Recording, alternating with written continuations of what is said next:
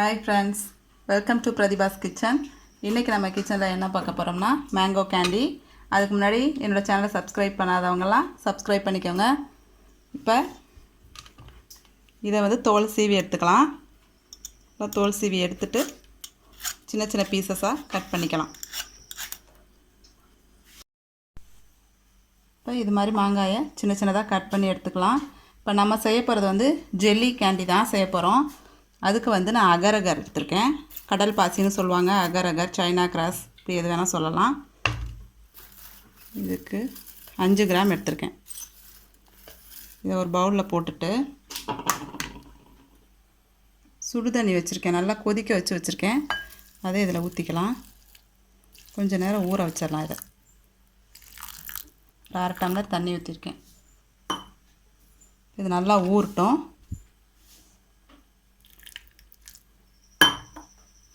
அடுத்தது நம்ம இந்த மாங்காவை அரைச்சி எடுத்துக்கலாம். மிக்சியில் போட்டு நல்லா அரைச்சி எடுத்துகிட்டு வந்துடலாம். ஃபைன் பேஸ்ட்டாக அரைச்சிட்டு ஃபில்டர் பண்ணிக்கலாம். இதோட கொஞ்சமாக தண்ணி சேர்த்துக்கலாம். இப்போ இதில் ஒரு 1/2 டம்ளர் தண்ணி சேர்த்து நல்லா மிக்சியில் அரைச்சிட்டு வந்துடலாம்.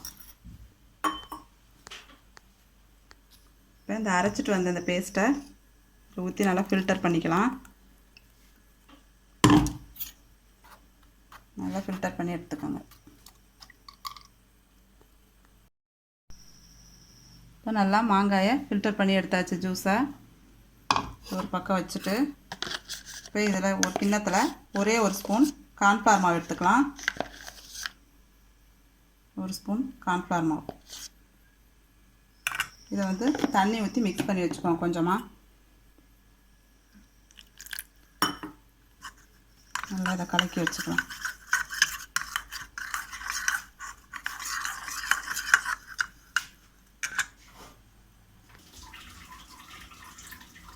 இப்போ ஸ்டவ் ஆன் பண்ணி ஒரு கடாய் வச்சுருக்கேன். அதில் நம்ம எடுத்து வச்சுருந்த இந்த மேங்கோ ஜூஸை சேர்த்துக்கலாம். தண்ணி ஒரு 1/2 டம்ளர் சேர்த்துக்கலாம்.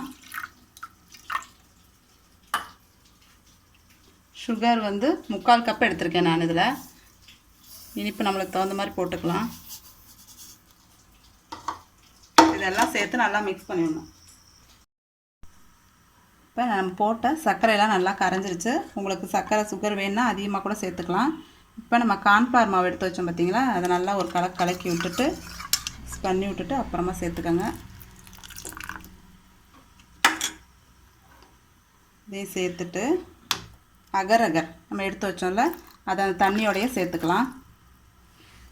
கடல் பாசி ஊற வச்சுருக்கோங்க. ஒரு 1/2 மணி நேரம் ஊற வச்சிட்டிங்கன்னா சீக்கிரம் வெந்துடும். இதோடய சேர்த்து நல்லா இது கரைஞ்சி நல்லா கொதிக்கணும். இது நல்லா வெந்து வரணும். இதெல்லாம் கரையணும் நல்லா. அது வரைக்கும் நல்லா கொதிக்க விட்டுக்கலாம். இது நல்லா கொதிச்சிட்ருக்கும்போதே க்ரீன் கலர் ஃபுட் கலர் எடுத்துருக்கேன் பாருங்கள். உங்களுக்கு வேண்டானா விட்டுடுங்க, ஸ்கிப் பண்ணிக்கோங்க. வீடியோவுக்கு தேவைங்கிறதுனால நான் போட்டிருக்கேன். நல்லா க்ரீனாக இருந்தால் அட்ராக்டிவாக இருக்கும், அதுக்காக. இந்த கடல் பாசியெல்லாம் நல்லா வெந்து வரணும். வெந்ததுக்கப்புறமா நம்ம ஆஃப் பண்ணிட்டா முடிஞ்சிச்சு வேலை. இதை எடுத்து மோல்டில் ஊற்றிக்கலாம். நல்லா கொதிக்கட்டும். இப்போ நம்ம போட்ட கடல் பாசி எல்லாம் நல்லா மிக்ஸ் ஆகி நல்லா ஒரு திக் கன்சிஸ்டன்சி வந்திருக்கு பாருங்கள். நல்லா லைட் கிளாஸியாக இருக்கும், பார்க்கவே நல்லா தெரியும் நமக்கு. இந்த ஸ்டேஜில் நம்ம ஆஃப் பண்ணிடலாம்.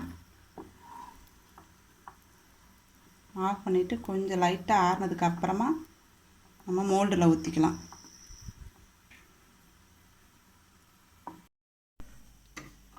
இது லைட்டாக ஆறுனதுக்கு அப்புறமா நம்ம எடுத்து இதில் மோல்டில் ஊற்றிக்கலாம். மோல்டு இல்லைனா இது மாதிரி பாத்திரத்தில் ஊற்றிக்கோங்க, கிண்ணத்தில், சின்ன கிண்ணத்தில்.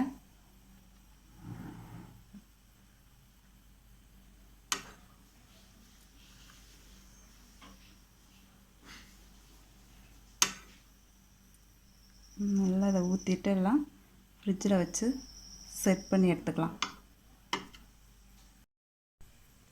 இப்போ எல்லாத்துலேயும் ஊற்றியாச்சு. நம்ம இதை ஃப்ரிட்ஜில் வச்சு நல்லா செட் பண்ணி எடுத்துக்குவோம். எவ்வளோ நேரம் ஆகும்னா ஒரு 2-3 மணி நேரம் ஆகலாம், இல்லை அதுக்கு மேலே ஆனாலும் ஆகும். நமக்கு எவ்வளோ நேரம் பார்த்துக்கோங்க, செட் ஆகிடுச்சான்னு பார்த்துட்டு எடுத்துக்கலாம். இப்போ இதை ஃப்ரிட்ஜில் வச்சுட்டு வந்துடலாம். இப்போ ஃப்ரிட்ஜில் நம்ம ஓவர் நைட் வச்சு எடுத்துருக்கேன். நீங்கள் 2-3 மணி நேரம் வச்சாவே செட் ஆகிடும். நம்மளுடைய ஜெல்லி ரெடி ஆயிடுச்சு. பாருங்கள், சூப்பராக வந்திருக்கு.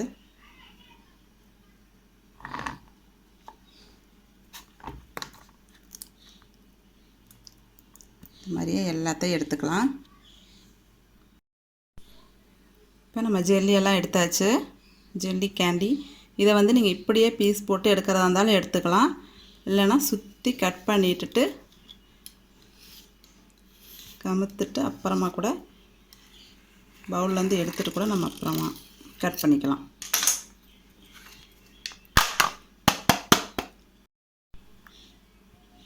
பாருங்கள், சூப்பராக வந்துருச்சு. நம்மளுடைய சூப்பரான ஜெல்லி கேண்டி ரெடி ஆயிடுச்சு. இதே வேணால் நம்ம கட் பண்ணி கூட பீஸாவும் போட்டுக்கலாம், இல்லை இப்படியே வச்சுக்கலாம், கட் பண்ணி சாப்பிட்டுக்கலாம். நான் இன்னொரு பிளேட்டில் வச்சுருந்த கிண்ணத்தில் வச்சுருந்ததை கட் பண்ணியிருக்கேன் பாருங்கள். சின்ன சின்னதாக கட் பண்ணி பசங்க சாப்பிட்டாங்க, அதனால் கொஞ்சமாக இருக்குது. இது மாதிரி சின்ன சின்ன பீஸாக இதை கட் பண்ணி கூட எடுத்துக்கலாம். நம்மளுடைய சூப்பரான ஜெல்லி ரெடி. பாருங்கள், குழந்தைங்களுக்கு ரொம்ப பிடிக்கும். கண்டிப்பாக இதை ட்ரை பண்ணி பாருங்கள். ட்ரை பண்ணி பார்த்துட்டு எப்படி இருந்துச்சுன்னு கமெண்ட் பண்ணுங்கள். மறக்காமல் பிரதிபாஸ் கிச்சனை சப்ஸ்கிரைப் பண்ணிக்கோங்க. தேங்க்யூ.